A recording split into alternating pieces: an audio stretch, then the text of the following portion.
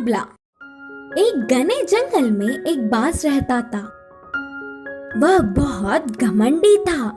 वह बहुत ही बलवान है करके उससे तेज और ऊपर कोई नहीं उड़ सकता करके गर्व करता था। इससे बिना किसी वजह से हर एक पंछी की मजाक उड़ाते हुए चिढ़ाता था। एक दिन बाज को कहीं कुछ भी सूझ नहीं रहा था, तो ऐसे ही खाली बैठकर उसे कोई तो मिलेगा ही करके इंतजार कर रहा था। तभी उस तरफ से उड़ता हुआ जा रहे पंछी को रोककर कहा, हाँ, थोड़ा बल भी नहीं है और ना ही सुंदर हो, शायद अभी उड़ना भी नहीं आता। देखो तो मेरे आंखों के सामने कोई कीड़े की कूदने की तरह लग रहा है। बोलकर चिल्लाने लगा। उन बातों से पंछी को बहुत गुस्सा आया और कहा, मुझे तुम्हारे जैसे आकाश में उड़ने की कोई जरूरत नहीं है। हर किसी के अपने अपने सामर्थ्य होते हैं। अच्छा, ऐसा है क्या? तो फिर मुझसे मुकाबला करके तुम्हारे सामर्थ्य से मुझे हराओ, देखेंगे।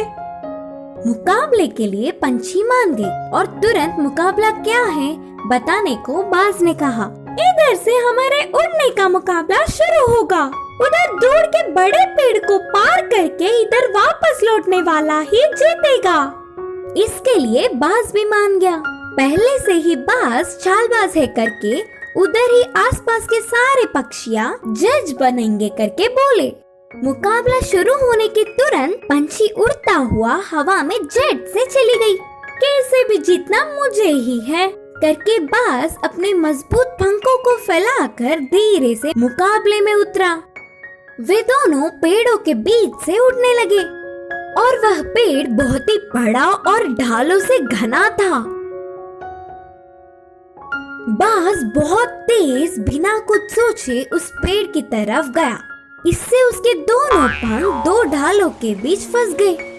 वह ना ही आगे जा पा रहा था और ना ही पीछे। ऐसे ही बहुत देर तक तड़पने लगा। पंछी पतली सी और छोटी सी होने के कारण ढालों में घुसकर पत्तों के बीच से बाहर निकलते हुए अपने मुकाम पर पहुंच गई और मुकाबला जीत गई। और फिर पंछी के कहने पर बाकी के सारे पक्षी आकर बाज को उन घने पेड़ों की ढालों से छुड़ाए।